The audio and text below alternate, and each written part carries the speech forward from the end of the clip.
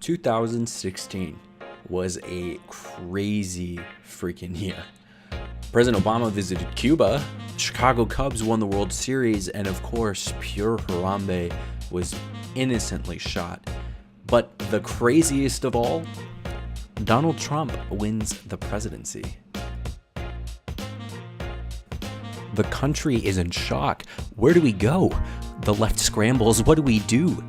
We have to find a way to get him out of office. He has to be crooked, right? Right? Rock. Wrong. That is... Rumors of Russian interference and collusion equal possible impeachment. Forget legislation. Let's get this guy out of office. So begins Operation Drop the Donald, a 4-year plan to remove a president without caring about who the hell to nominate in the next election. Fast forward to today, 2019. What's happened since, and what the hell is going on now? Comey testifying on why he was fired? Why do you believe you were fired? I don't know for sure. I believe I take the president at his word that I was fired because of the Russia investigation. Multiple articles of impeachment have been introduced to the House. 22 Democratic candidates and counting are running in the primaries for the 2020 presidential election. The Mueller report was released, yet no one was able to read it, considering half of it was redacted. The judicial community has been throwing out subpoenas like they're natty lights at a tailgate. The Democratic parties took back the House and almost won the Senate in the 2018 midterms. So that leaves recently elected Speaker of the House, Nancy Pelosi, to say, we shouldn't be impeaching for a political reason, and we shouldn't avoid impeachment for a political reason. All right, that was in January, but what about just 2 months ago? It's not worth it. Okay, Speaker Pelosi, well, it's not worth it. And I mean, you're the Speaker of the Democratic Party in the House of Representatives, so you should be leading the course on the party, right? So all Democrats should be following suit, correct? The answer is an astounding no. The party seems to be split, as taken here by some key members of the Democratic Party in the House of Representatives. Of justice. And even if there's nothing in the Mueller report, the president is guilty of violating Section 1512b3 of the Federal Criminal Code when he tried to interfere in the Flynn investigation, when he fired Comey to obstruct the Russian investigation, and it's his obstruction of justice even if it's ineffectual. So what? We have Democratic Party leadership who's not entirely sold on the idea of impeachment, yet we have individuals such as Brad Sherman, Rashida Tlaib, Alexandria Ocasio-Cortez forming a staunch resistance in the Democratic Congress caucus against the idea of not enacting articles of impeachment. This leaves Democrats and people in the middle scratching their head.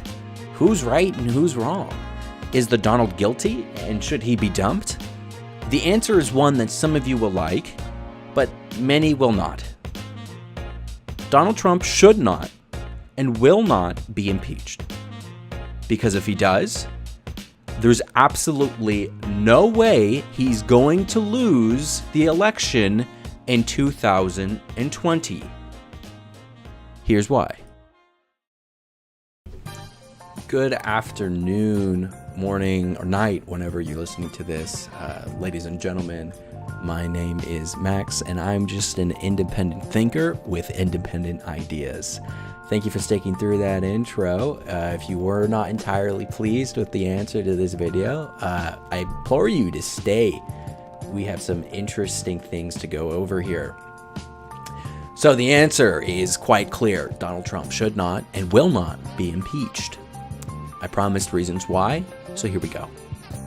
Imagine, if you will, a primary season where the sitting president is currently under processes of impeachment. Imagine 22 Democratic candidates, those of whom are lucky enough to make the DNC requirements of required donors to even make the debate stage, being asked question on question about Donald Trump, to the fact where almost every question is about Donald Trump. I mean, in somewhat, this is inevitable. All candidates are going to make the case that they're not the current guy, but because that's exactly what the Democratic constituency wants to hear, that these candidates are the antithesis of Donald Trump. But for Christ's sakes, focusing on the big bad evil clown in the White House isn't going to win an election. We saw it in 2016, and we'll see it again in 2020.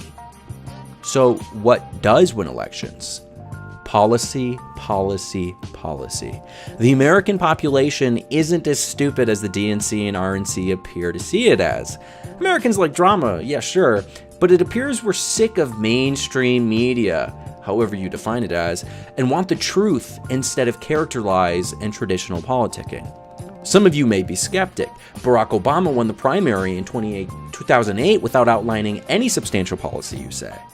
And you're right. But he ultimately won the presidential election because of his policies.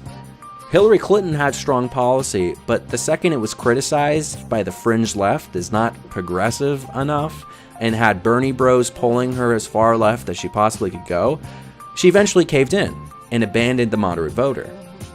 This is what doomed her campaign, besides, well, not visiting the key electoral votes that ultimately lost her the election in Pennsylvania, Wisconsin, blah, blah, blah.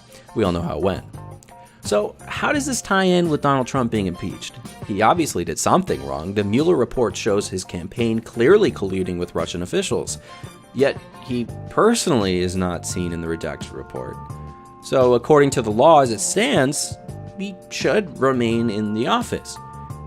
Yes, he fired FBI Director Comey, yet there's no way to prove that he did that in a sense of obstructing justice. If he enters impeachment proceedings, Trump's base is going to blow up. If you thought they were nasty in 2016, imagine them when their Lord and Savior, Mr. KFC and 12 Diet Cokes a day himself, is on the chopping block. It's going to be an all-out political war, one that will leave millions of already apathetic voters even more apathetic. The situation isn't pretty. According to the United States Election Project, 4 in 10 Americans voted in the 2018 midterm elections. An election that was touted as extremely important as they focused on small municipal, state, and congressional elections, as well as gubernatorial.